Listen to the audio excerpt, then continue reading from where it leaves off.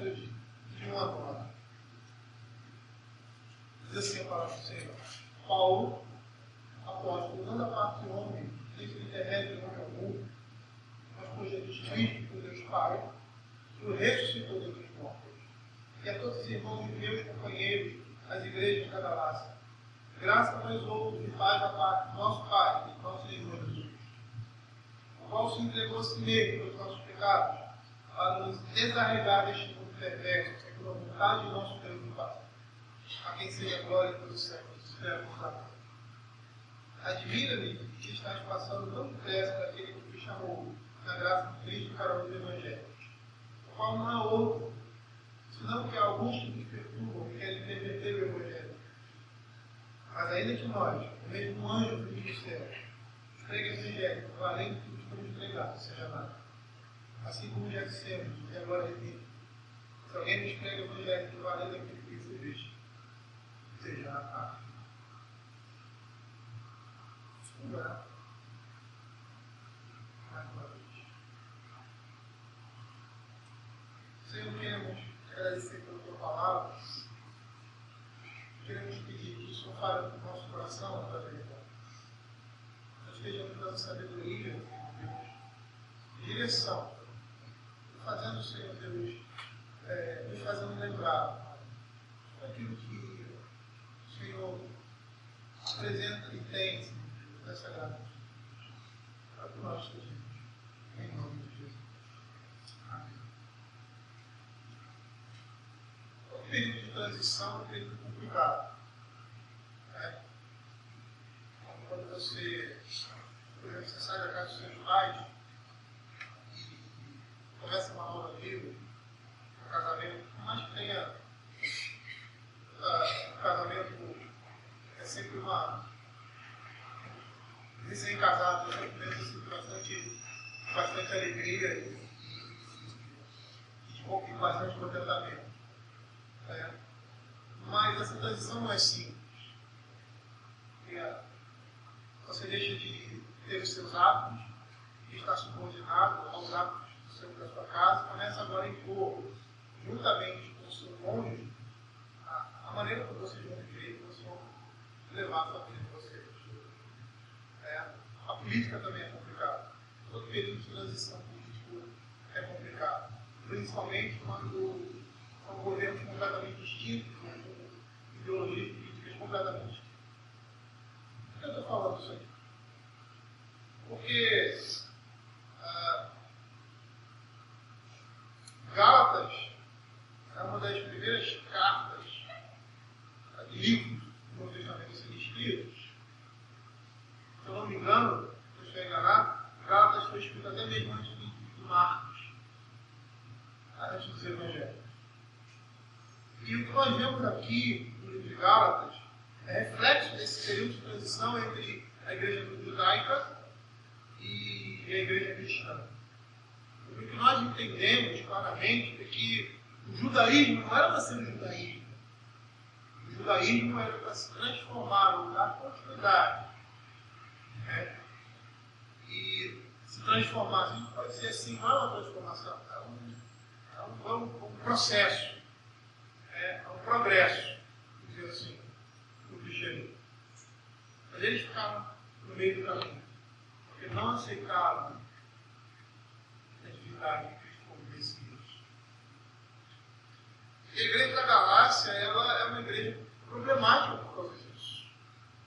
O apóstolo Paulo vai, ele passa um tempo, ele prega o Evangelho da graça de Deus, e prega tudo aquilo que a igreja precisa saber sobre o reino de Deus, sobre o Evangelho, sobre o Messias, sobre a ressurreição, sobre tudo aquilo que aquela igreja precisava saber para poder caminhar e avançar, cada dia mais e mais. Mas o que acontece, nós sabemos disso, existia um grupo entre os cristãos daquela época, porque era um período de transição, e aí dizendo de Deus, que haviam abraçado o cristianismo, mas não de todos, porque diziam que foi isso que aconteceu na Galácia. Eles diziam para aqueles: olha, vocês aceitaram a Cristo, ótimo e tal, mas vocês agora precisam se circuncidar, e precisam submeter a lei mosaica. E aqueles cristãos judeus, eles não entenderam tudo aquilo que estava relacionado à lei, multidões de cerimônias que apontavam para Cristo, aquelas coisas foram derrubadas, elas caíram, porque encontraram em Cristo Jesus o seu cumprimento. Mas esses homens perturbaram a igreja, nós vemos isso nas cartas do apóstolo Paulo e ali em Atos 15. Uma confusão tal que houve a necessidade de se fazer um concílio. Ele diz que foi o primeiro concílio da igreja, onde toda a igreja se reúne, e Paulo e Barnabé, além de outros como Pedro, dão o seu relatório do que Deus estava fazendo no meio dos gentios. Eles chegam à conclusão de que não deveriam impor aos gentios nada além do que absterem das relações sexuais ilícitas, da carne sufocada com sangue. E até mesmo esse parecer da igreja, da carne sufocada com sangue, foi um parecer para não ofender os judeus cristãos que viviam ali no meio da igreja.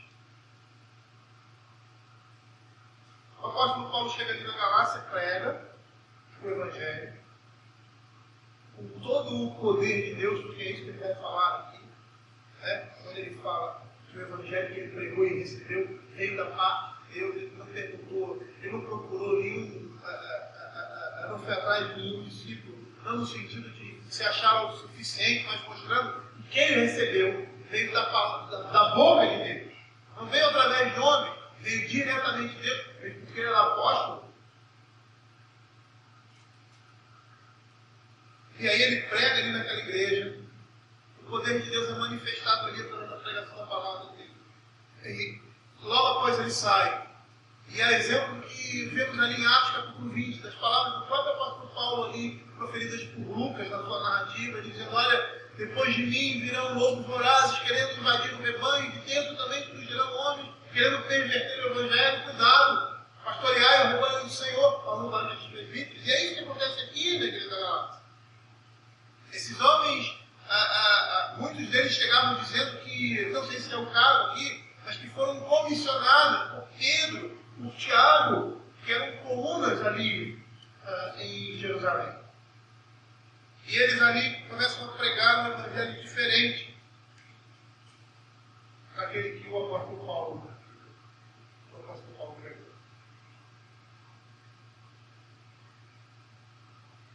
E aí Paulo escreve essa carta.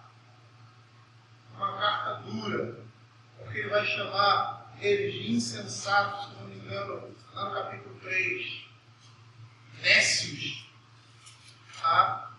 Essa palavra em Provérbios, ela caracteriza o ímpio ali em Provérbios, fazendo oposição ao santo, que é aquele que é prudente, sensato e sábio.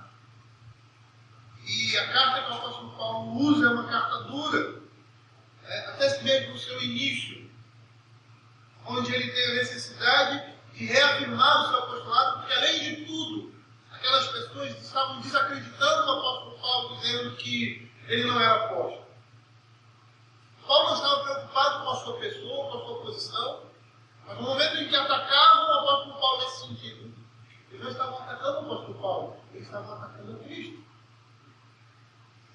E aí a necessidade de Paulo, muitas vezes em suas cartas, e aqui de uma forma peremptória, firme, diz assim: Paulo, apóstolo, não da parte de homens, nem por intermédio de homem algum, ou seja, eu não fui vocacionado por homens, mas por Deus, que me ressuscitou dentro de nós. É por isso que ele, no verso 10, ele diz assim: eu procuro o favor de Deus ou dos homens? Eu procuro agradar a Deus ou os homens? Se eu procurasse agradar aos homens, eu não seria servo de Cristo. E aí ele vai falar de tudo aquilo que Deus fez na vida dele, e daquilo que ele pregou, como revelação de Deus. Vamos ver aqui no verso 12, capítulo 1. Porque eu não recebi nenhum aprendiz de homem algum, mediante revelação de Deus. E aqui no verso 6, ele vai mostrar a inconstância, como diz aqui na sociedade bíblica, no título da sociedade bíblica, a inconstância dos Gálatas. Ele diz assim: admira-vos que estáis passando tão depressa daquele que nos chamou na graça de Cristo para outro evangelho. E essa palavra que ele usa aqui é uma palavra militar, que significa deserção. Tá? Essa expressão passar aí no original é a ideia de desertor, aquele que está abandonando o evangelho. A igreja da Galácia, ela, ao ouvir esses homens, ia começar a viver assim um judaísmo dentro do cristianismo. O apóstolo Paulo está dizendo que eles estavam desertando de Cristo, eles estavam abandonando o evangelho, porque estavam se pregando um outro tipo de evangelho. Não é um outro, e aí é um jogo de palavras aqui no grego, da mesma espécie, mas um outro de outra espécie completamente diferente. E o objetivo disso é perverter e perturbar os crentes, perverter o Evangelho de Cristo. Provavelmente, eu não posso afirmar isso. Esses homens, ou muitos deles, pensavam que estavam fazendo a coisa certa. Eles pensavam que o certo era a igreja cristã assumir o comportamento judaico nas suas cerimônias, no seu ritual, mas com isso eles estavam abandonando a Cristo, porque estavam dizendo: Cristo não é suficiente para nós.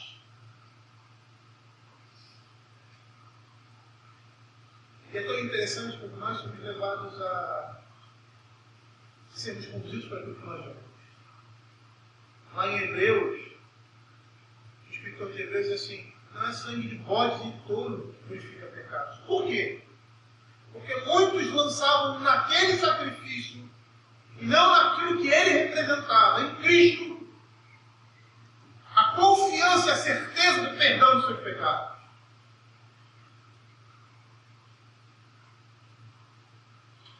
Por deturparem pela própria natureza humana as coisas do reino de Deus. E aqui não é diferente. É por isso que o livro de Gálatas é tão, como toda a escritura, é tão atual e tão necessário para nós. Por quê?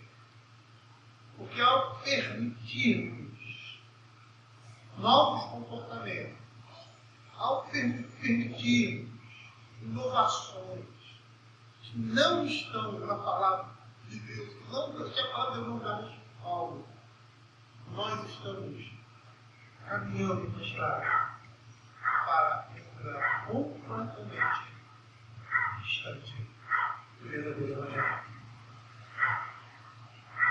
Eu não quero citar aqui denominações, né? Nós não somos melhores em denominações como ninguém. E hoje ainda estamos como estamos, como igreja presbiteriana, graças às nossas confissões e à nossa confessionalidade. Mas nós conhecemos a igreja da PCUC, se não me engano, nos Estados Unidos, que hoje existem igrejas pastoras, e eles aceitam até homossexuais como líderes da igreja.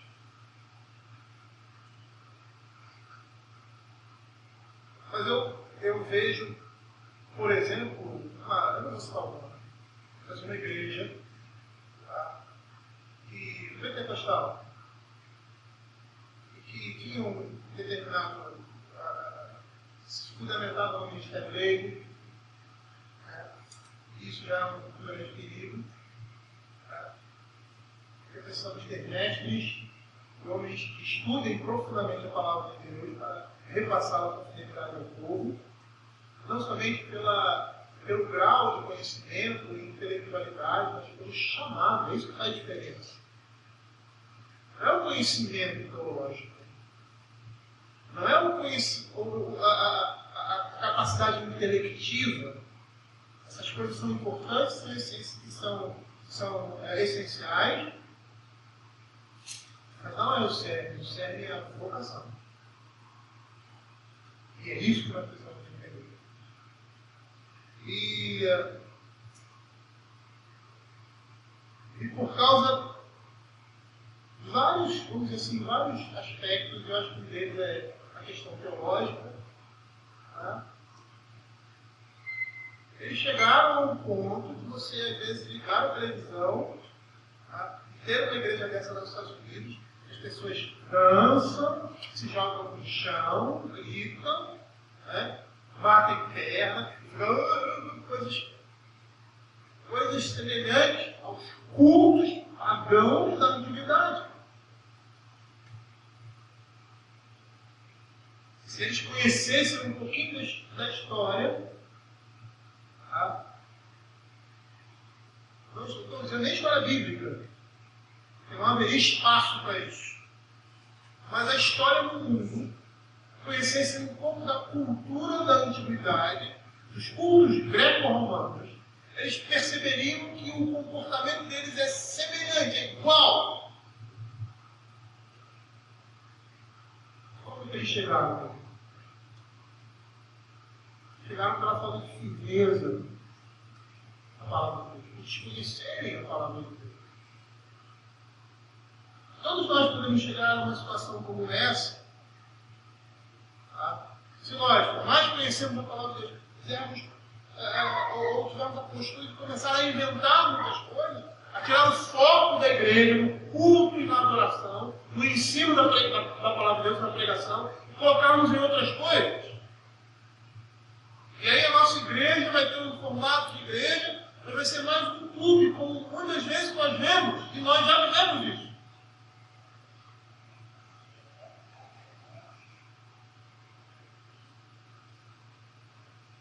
Nós precisamos ter cuidado. E o cuidado que nós temos é estarmos sempre voltando a palavra de Deus. Será que isso é conveniente? Será que isso é isso? E vendo quais são as nossas prioridades como igreja. O apóstolo Paulo está dizendo: olha, vocês estão desertando, estão contratando. A igreja de vocês está virando uma igreja apóstata. Está nesse caminho. Se vocês continuarem assim, vocês vão se desviar completamente.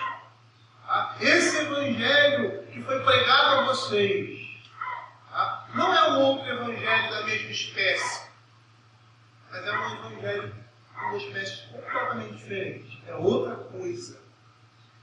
É isso que ele quer dizer aqui. O qual não é outro, senão nos perturbam e querem perverter o evangelho de Cristo. É uma outra coisa. Percebam que não é uma outra coisa tão distante. É uma outra coisa muito próxima da religiosidade ali. É uma coisa interessante porque todos aqueles elementos anteriores ali, que foram inseridos ali na Galácia, a circuncisão, porque eles estavam dizendo: vocês precisam se circuncidar, vocês precisam seguir a lei de Moisés, vocês precisam seguir determinadas leis e tal. E o centro ali era a circuncisão. O principal ponto ali da circuncisão. Paulo vai dizer assim: se vocês se deixarem circuncidar, vocês estão abandonando Cristo. O objetivo é perverter o Evangelho. Por que não viver o Evangelho de sua simplicidade? Por que nós aparelhamos a igreja de tal forma que a pregação, o ensino, o culto, que é central, passa a ser algo secundário? Às vezes o estar com as pessoas é mais importante do que o culto. E aquilo que nos motiva: a igreja está pequena, curta, ou a igreja pequena, eu não vou ficar aqui porque é pequena.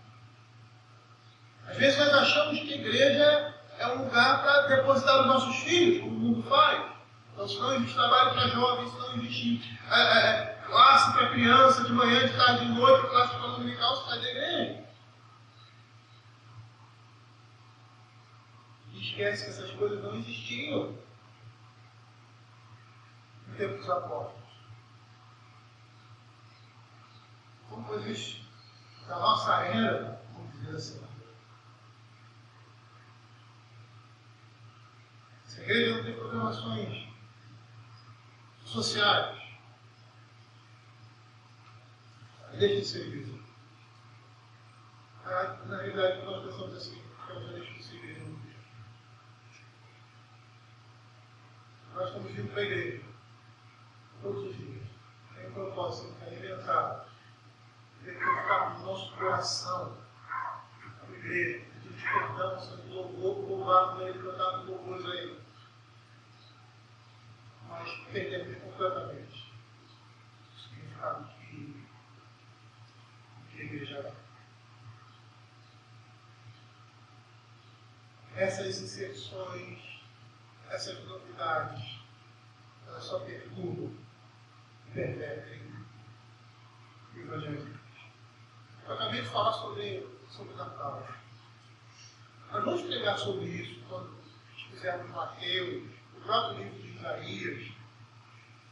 Estou pensando em falar sobre Isaías capítulo 9, no próximo domingo à noite, que eu estarei pregando aqui. Não sei, durante a semana a gente desenvolve isso. Uma vez que nós não estamos expondo um livro, nós esse período aí de férias, de transição. Mas nós vamos falar sobre esse tema, porque esse tema subjaz na Escritura. Ele fala em Gênesis, quando a palavra de Deus diz que da descendência da mulher nasceria aquele que iria pisar na cabeça da serpente.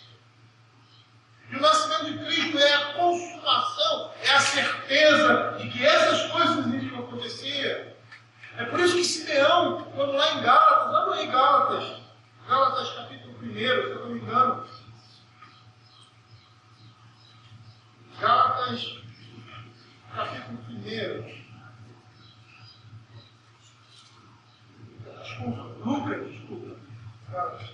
Lucas capítulo 2. Não é Lucas capítulo 1. Lucas capítulo 2. Quando no verso 28 ele toma o Senhor Jesus sobre os seus braços e louva a Deus, dizendo: agora, Senhor, pois podes despedir em paz o teu servo segundo a tua palavra, porque os meus olhos já viram a tua salvação, a qual preparado diante de todos os povos.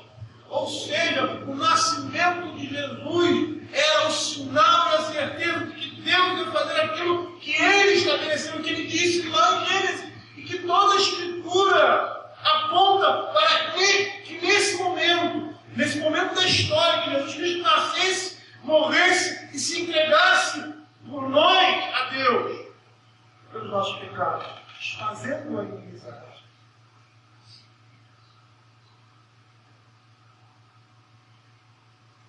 Mas quando nós estamos inserindo determinadas coisas, inventando determinadas coisas, como os judeus fizeram ali no deserto, vamos fazer esses bezerros de ouro, vamos adorar ao Senhor por meio dele. Na cabeça desses homens, por mais que há ali uma completa corrupção e depravação, porque houve promiscuidade no meio do povo, sempre quando há idolatria há promiscuidade, eles achavam que estavam adorando o Senhor, porque estavam adorando a forma como viram o Egito.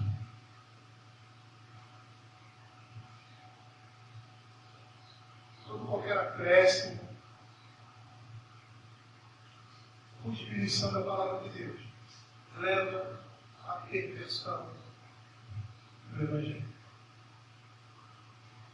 O mais bonito que seja. Você sabe por que os vitrais das igrejas católicas tinham passagens na Escritura? Por que eles pintavam isso nas igrejas? Porque eles eram a favor da teatralização do texto bíblico, porque diziam que as pessoas eram ignorantes e não conseguiam chegar ao conhecimento, e essas imagens iriam ajudar e facilitar a compreensão do Deus. Sabe como que Deus estabeleceu para que a sua palavra fosse pregada e recebida e entendida? Através da proclamação, da pregação do Evangelho. Esses dias aí tivemos uma discussão aí, uma foto que colocaram no Facebook de um pastor que eu considero, e aí a gente precisa, isso é bom porque nós não podemos endeusar ninguém, quem quer que seja, todos nós somos homens e podemos errar nas nossas concepções. E aí ele colocou uma imagem que é uma imagem completamente católica. De Eva segurando a maçã, essa por aí. De Maria grávida pisando a cabeça da serpente. Uma imagem jamais vai conseguir transmitir o Evangelho o melhor ser do que a proclamação, a pregação da palavra de Deus. E esse modo como Deus estabeleceu para que a sua palavra seja pregada. Não é que eu não possa fazer um desenho, uma arte, uma passagem bíblica. É muito cuidado com isso. Certa vez eu estava numa igreja, eu citei isso, no grupo. E o pastor, que era professor do Centro de Pós-Graduação Evangélica, formado em literatura e arte, apresentou uma imagem, não sei se era de Rembrandt ou de um pintor famoso, que pintou, e isso era muito comum naquele tempo, nos séculos XVI, XVII, eu não sou muito bom para dar essas datas. Mas era um período ali, a Idade Média também, de se fazer figuras bíblicas, de se desenhar figuras bíblicas, apóstolos, eventos bíblicos. E ele fez um desenho que representava o filho pródigo. É um pai, um filho e uma espada. Aí ele pegou o texto bíblico, trabalhou o texto bíblico com a imagem.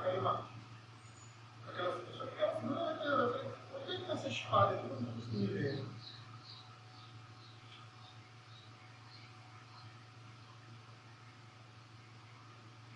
E, assim, a pregação foi triste nesse sentido.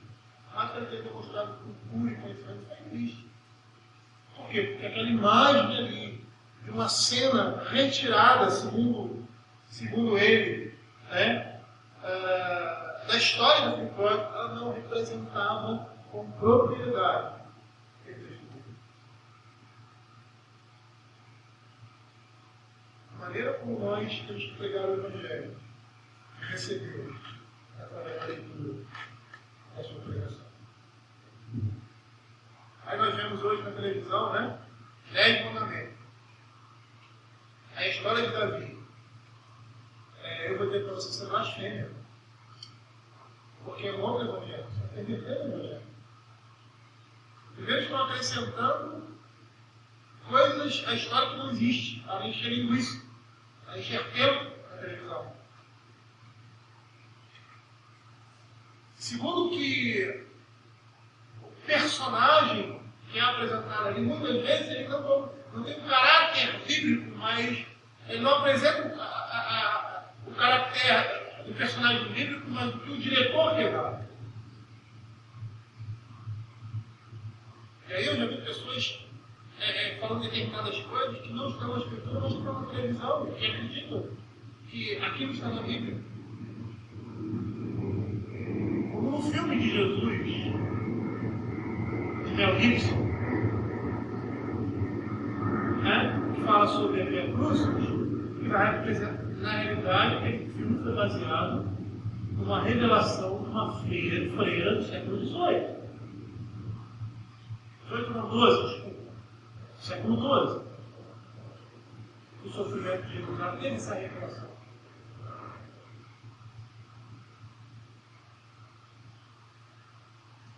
O apóstolo Paulo está dizendo aqui, olha, o que a Escritura diz. A Escritura todo tempo diz, não acrescenta nem diminui nada a palavra de Deus. O Deuteronômio vai dizer isso, o Deuteronômio 4. Nada acrescentarei ou diminuirei da palavra do Senhor. Josué vai dizer isso para o povo.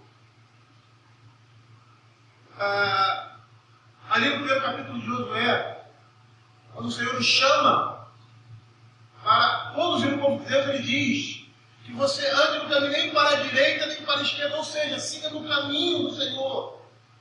Não acrescente nem diminua nada daquilo que Deus nos entregou. E é isso que aconteceu ali na igreja da Galácia. A igreja da Galácia estava se perdendo completamente e se tornando uma igreja completamente diferente, distinta do que uma igreja cristã seria.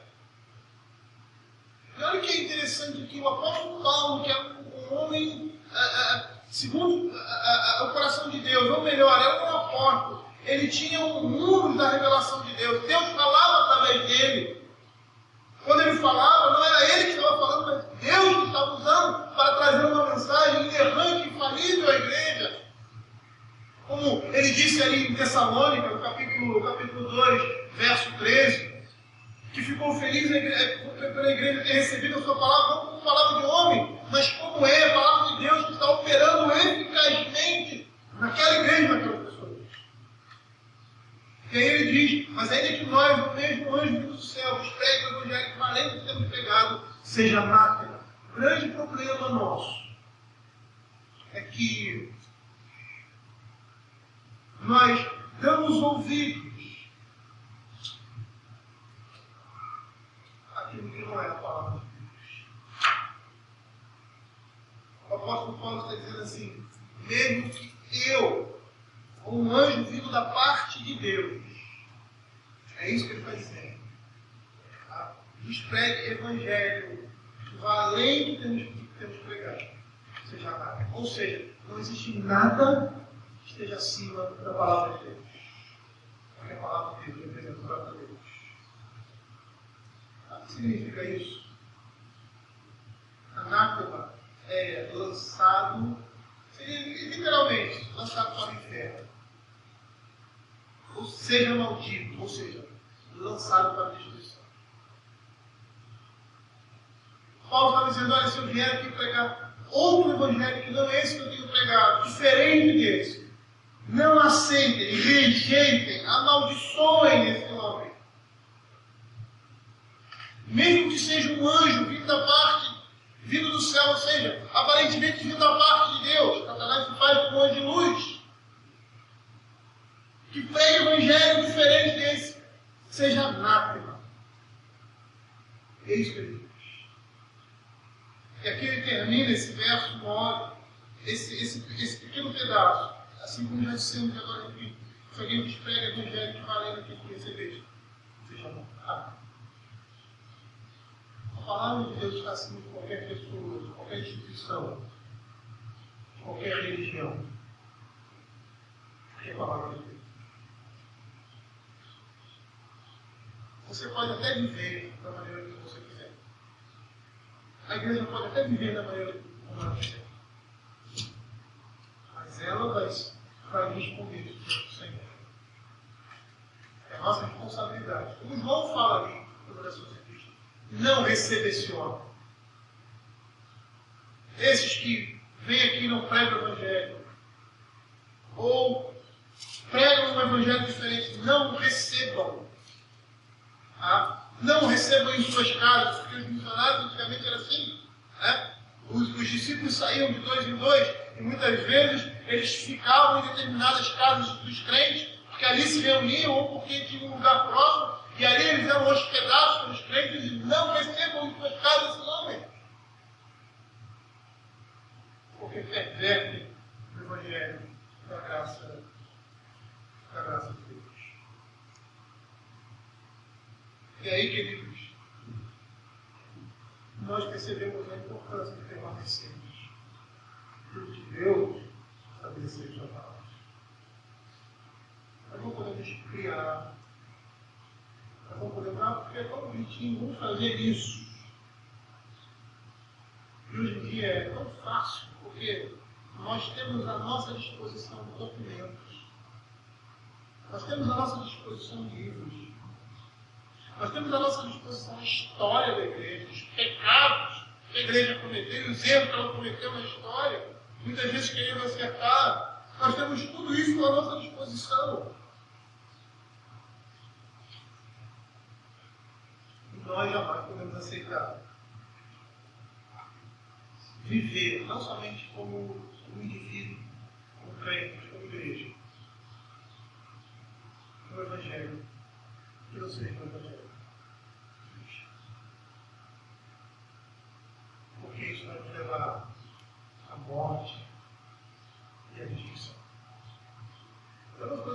perfeição porque não existe igreja perfeita.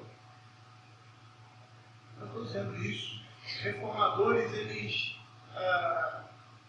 para detectar a igreja fiel, que era um período também de transição, em que os crentes estavam saindo da igreja majoritária e se tornando, né, grupos protestantes, porque dentro da própria igreja, eles estavam na própria igreja e não aceitavam aquela evolução que a história da igreja nos conta e mostra, que dentro da igreja havia dois grupos, um que estavam cada dia mais e mais se distanciando e inserindo coisas que não eram bíblicas, que não refletiam a revelação da palavra de Deus, e outro grupo que, dentro da própria igreja, esses eram os protestantes, que se revoltaram contra isso, permaneceram fiéis.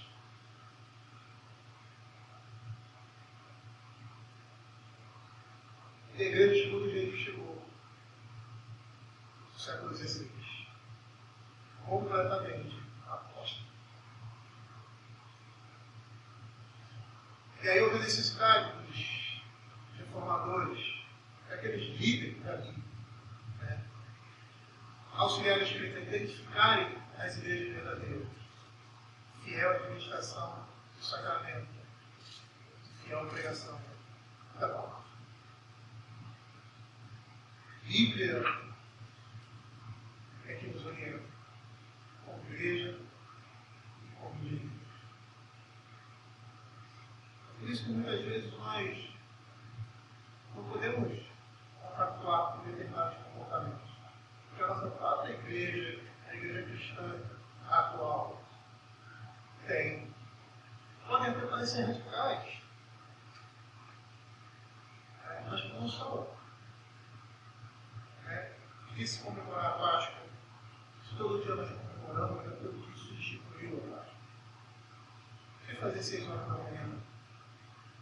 Para rememorar aquele momento, para dar aquela ideia lúgubre daquele momento em que o Senhor Jesus Cristo morreu e ressuscitou da sua morte. Não é isso que nós vamos. Pode parecer bonito, pode parecer até santo, mas não vemos isso. Talvez na palavra de Deus. Por que fazemos isso? Qual o propósito? Qual o objetivo? Qual a finalidade? E todas as nossas ações na igreja têm uma finalidade. E a finalidade é Cristo. A finalidade é a sua revelação, a sua palavra. Quando nós distorcemos isso, nós estamos caminhando os mesmos passos que a igreja da Galácia. E aí, num futuro não tangível, nós podemos chegar aos nossos juízes, nossos irmãos da Europa, na América do Norte. Uma igreja que se diz cristã, mas que está completamente distante do que Deus estabeleceu na sua palavra. Por aceitar modismos, por aceitar a evolução do mundo, por aceitar o progresso, por achar que a palavra de Deus é antiquada e precisa ser atualizada, contextualizada. Por isso nós temos destruído completamente, revertendo o Evangelho de Cristo, executando a fé. Os puritanos,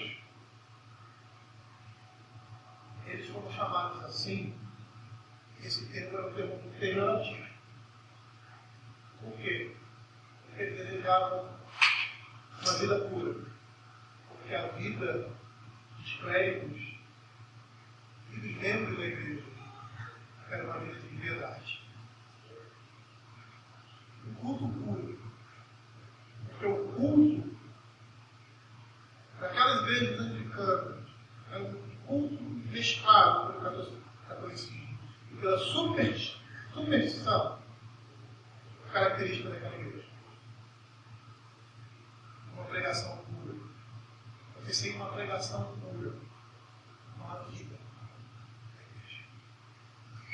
Por isso o apóstolo Paulo diz: se alguém vier pregando o Evangelho, além daquele que eu tenho pregado, além desse aqui, ele já anátema. Porque quando a igreja segue o evangelho distorcido, ela se desvia da caminho da verdade.